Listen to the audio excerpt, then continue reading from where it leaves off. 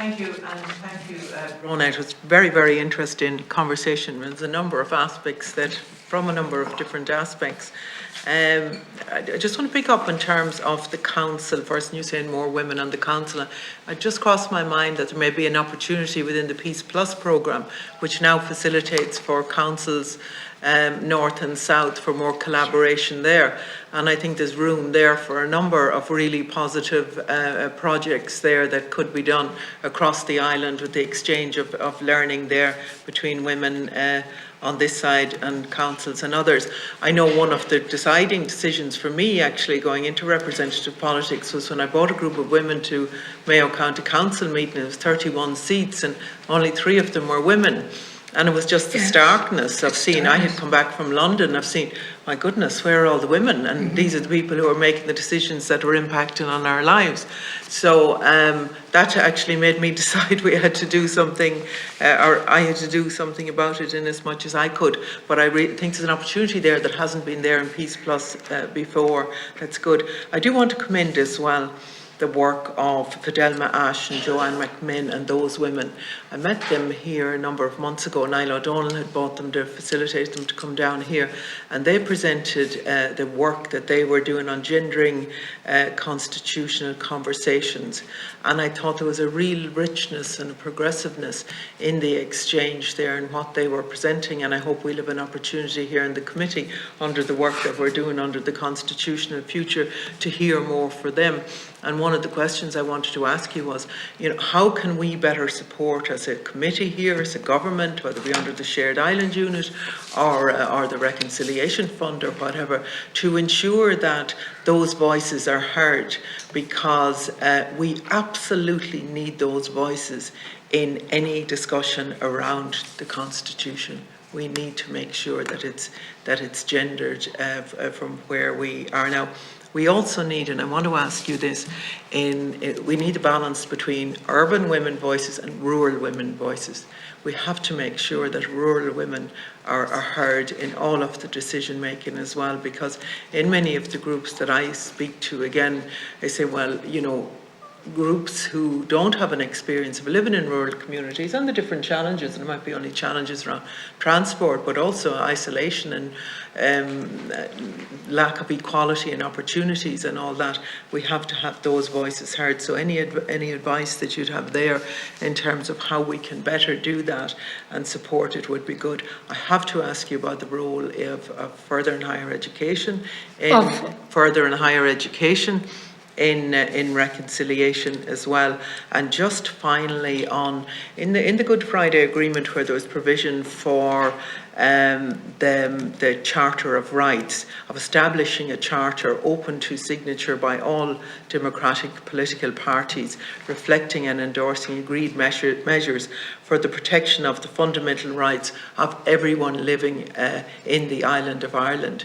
That was never done, the All-Ireland Charter of Rights. How can we progress that at this stage? Because I think it's absolutely, like, it's a ludicrous situation, if you think of it, even on the border counties, and Brendan hears from border counties and others, where you would have one set of rights for a group of women or citizens a few miles up the road and another set the other side of it. How can we have an All-Ireland Charter of Rights? So just those, and thank you, Cahir. I really do thank you for your contributions today. It's very valuable.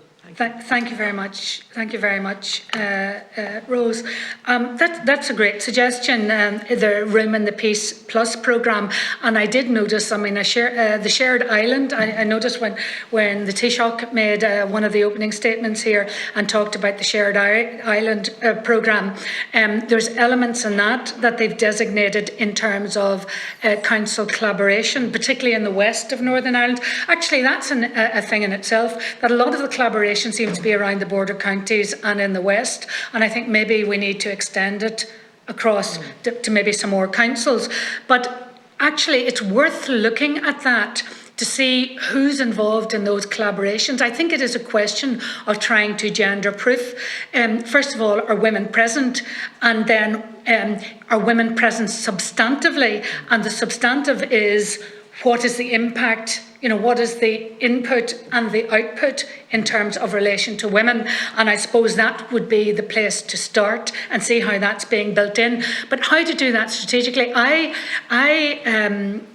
was a commissioner on the Local Government Staff Commission for a period, and it's that organisation that I was working with on the Women in Local Councils initiative, and I'm still involved in an advisory capacity in an advisory group which is now in equality and diversity, championing equality and diversity, and it has been fabulous. I mean, at one point, and I don't know whether it's still going to be abolished, but I couldn't understand why it was going to be abolished. I think the political parties wanted it abolished. It challenged a number of councils in terms of their application of equality and diversity. Perhaps it was that.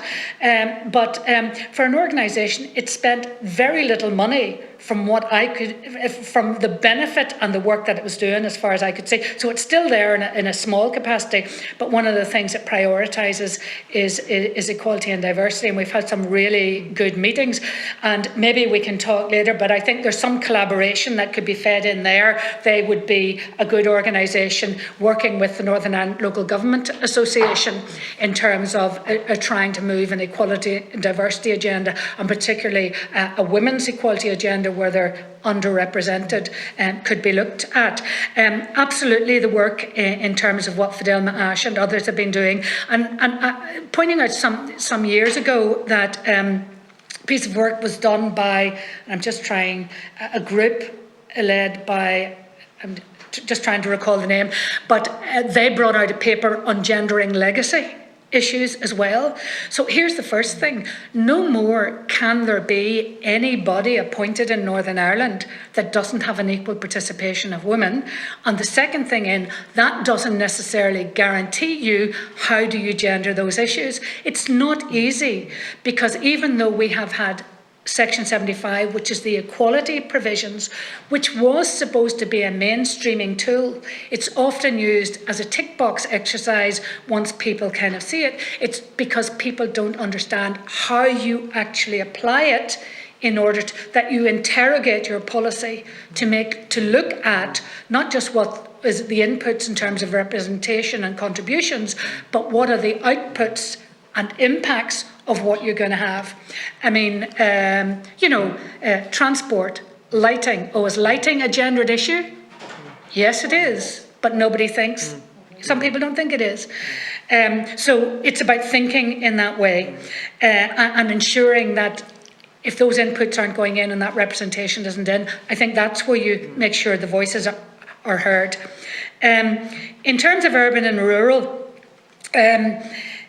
we have a great setup in Northern Ireland.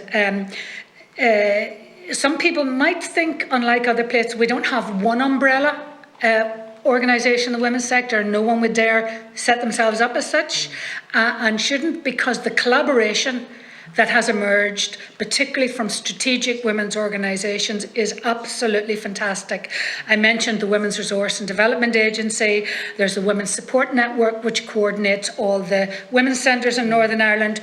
There's the Women's Platform, which does a lot of the work on 1325 and was the European link for the women's sector. I have to hold my hand up and said I was a founder of that organisation when we were setting up the European Women's Lobby, and it does the United Nations links for women and ensure that women are tuned into all of those. And we have the Northern Ireland Rural Women's Network, which is always a part of that. And the interesting thing about it is, during the pandemic, when people had to go online, and now we need to think about the communications. We discovered that people were communicating more from some areas because they didn't have to travel all the time to Belfast, or everybody didn't have to go to Dungannon because it's in the centre of the universe in Northern Ireland, or whatever. Okay, so that was fabulous. So we need to have the face-to-face, because that's where you also develop the relationships. But we need to vary our communications. And our Rural Women's Network has done a fabulous job. And The other thing that we have in terms of bringing those are the types of groups that work strategically, but they're well connected into the Women's Information Group, which brings together all local grassroots women's groups in Northern Ireland. And all of these others have different groups. And together they work in something that we call the Women's Policy Group. And this is women from those groups and women in other organisations who get together and develop policy. For example, in terms of the pandemic, women were not included in terms of some of the strategic roles there and lobbied until women got involved. I did a piece of work for the Women's Resource and Development Agency on the impact of the recession on women and brought out a document and all the policy proposals, particularly the issue, and Michelle will love this, is moving our absolutely antediluvian childcare policy into something that really supports women and families, and particularly to start from the point of providing for employment and support on an all-round basis and build education and welfare for children into that. And we're only now beginning to think of that at times when it's really costly. But they brought out a big document on the impact of the pandemic and recessions on.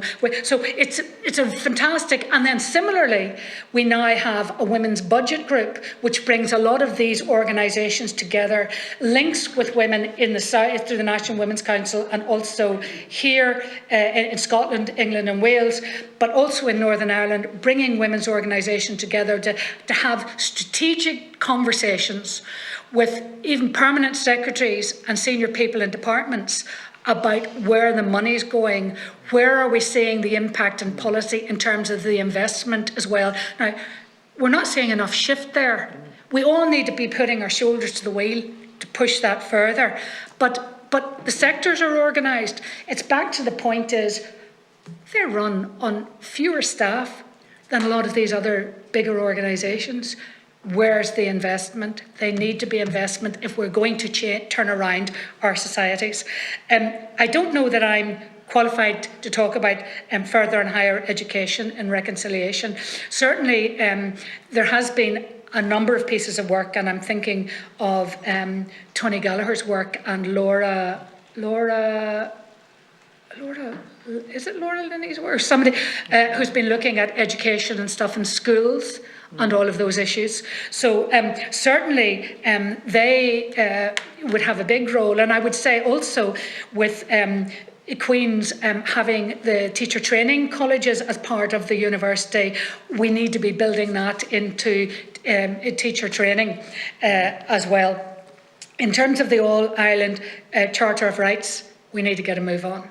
You know, maybe we need to be running little, if it's not going to be done officially, that's something. Charters of rights are something that activists, I've been doing charters of rights since the 70s, since I was in the civil rights movement and the women's rights movement and doing maybe we need to do it grassroots and put the pressure on, but we also need support from people like yourselves who have more influence with the centres of power. We need to move that agenda on. Great, thank you.